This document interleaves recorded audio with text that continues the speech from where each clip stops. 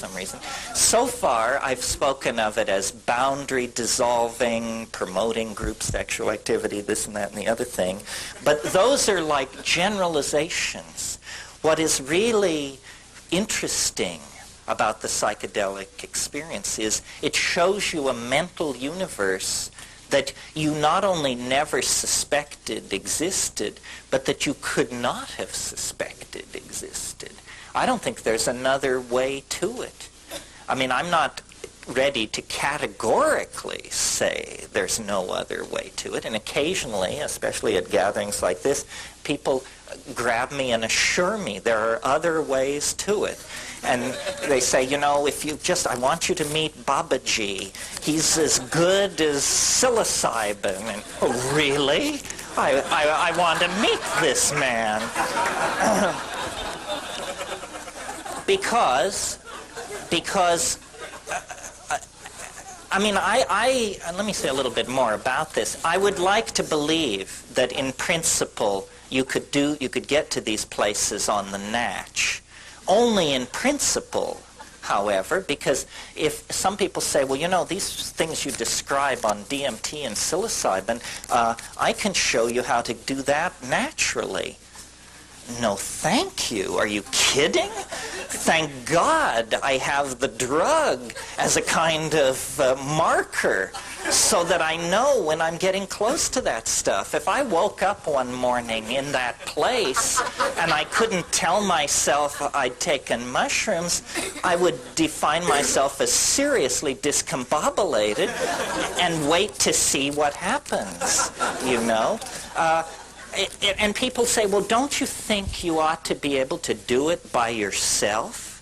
And I love this question because the answer is you can't do it by yourself. That's the entire message of the last 10,000 years of human history. The self is insufficient. The ego will not suffice. The only way you're ever going to get anywhere is you must humble yourself to the point where you admit that you can't do it unless you have help from someone whose idea of home is a cow flop. If you're willing to humble yourself to that degree,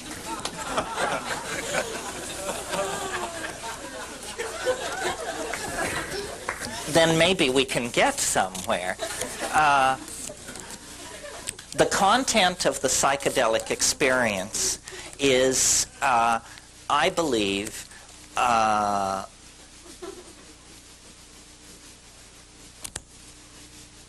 relating to that is the sum total of our humanness.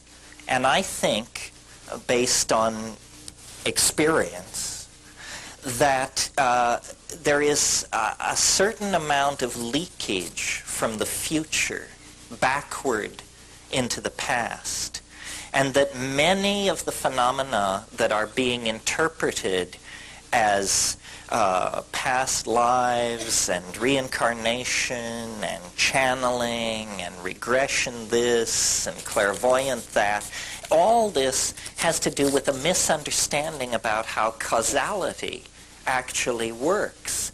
That all of the impressions upon which people are building these models, channeling and spirit guides and reincarnation and so forth, the material upon which these models are being built is real, but the models that are being built are tremendous compressions of the reality of the situation. I mean, when someone tells me that they experienced a past life regression and that they were a butcher in 13th century Florence, I always think to myself, but you were a butcher in 13th century everywhere. And you were a butcher in 14th century everywhere. I mean, once the connection is opened, the connection is not particular. The connection is general. It is all reality is who you are. All reality is where you are and where you've been and where you will be. And two things are operating in the hidden dimension of the human mind.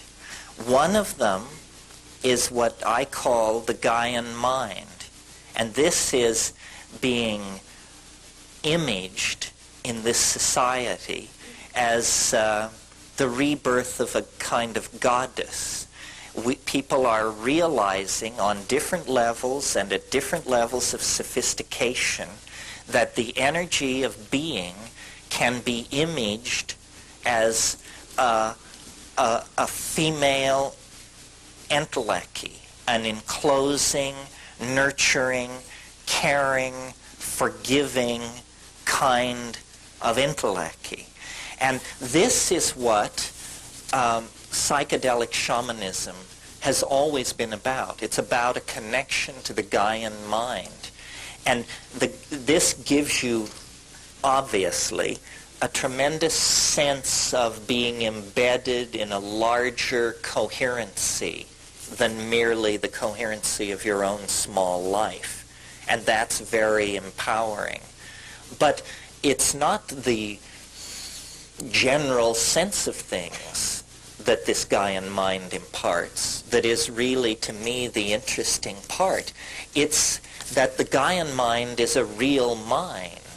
It has information. It can tell you things of the most specific and personally important sort. It tells you where the game has gone. It tells you who poisoned the well. It tells you who raped so-and-so. It tells you why person X is ill and unable to get well. In other words, the Gaian mind is the database that all shamans seek to connect to in the act of curing, in the act of functioning as doctors for their society. They get a connection to the Gaian mind. And again, at this point, I feel like I have to remind you, I come to this as a skeptic, as a sneerer. I mean, I have no time for this stuff unless it's real. It happens to be real. You have to take psilocybin, as far as I can tell, to encounter it, at least if you have the kind of lump and neurophysiology that I have. I mean, I've never been with the etheric crowd, you know. But this Gaian empowerment is what allowed these societies to live without technology, without modern medicine, without remote sensing devices, without any of the appurtenances of technology that we take for granted. And we have lost this connection. We can't even imagine it. If someone were to begin talking about how the earth was speaking to them and giving them messages about how to live, you instinctively can sense this is something to be very, very careful with. You give that rap to the wrong person and they'll drop a net over you and you'll find yourself stuffing envelopes for a convalescent home or something. Okay, so that's part of it, the Gaian mind. And it is this feminine, nurturing, enfolding thing. It's the mind of nature itself. It is really our own mind, but extending then away from this possessive notion of our mind back into the general concept of mind itself. And then the other pole, or the other motif encountered in this situation is trickier to envision. I call it the transcendental object at the end of time. This, if we were, fanatically symmetrical model makers, then